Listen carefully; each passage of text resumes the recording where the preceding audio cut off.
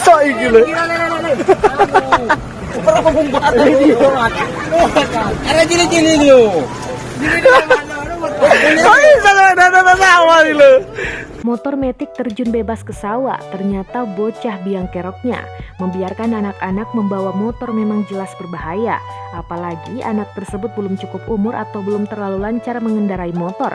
Jangan sampai karena memperbolehkan anak-anak mengendarai motor bisa terjadi kejadian berbahaya seperti video ini. Video ini dikutip dari akun Instagram @agusbenz4. Bocah naik motor nyemplung sawah, tulis akun tersebut di caption post ini. Terlihat sebuah motor metik Yamaha Mio bablas kecebur ke sawah. Setelah videonya berlanjut, ternyata yang mengendarai motor ini adalah anak bocah. Bocah ini pun juga terlihat berlumuran lumpur sawah di wajah dan beberapa bagian tubuhnya.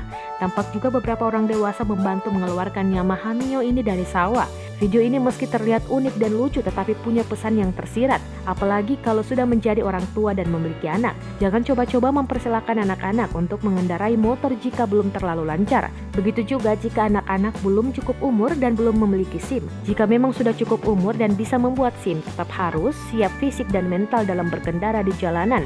Karena seperti yang diketahui, kondisi jalanan memang tidak bisa ditebak.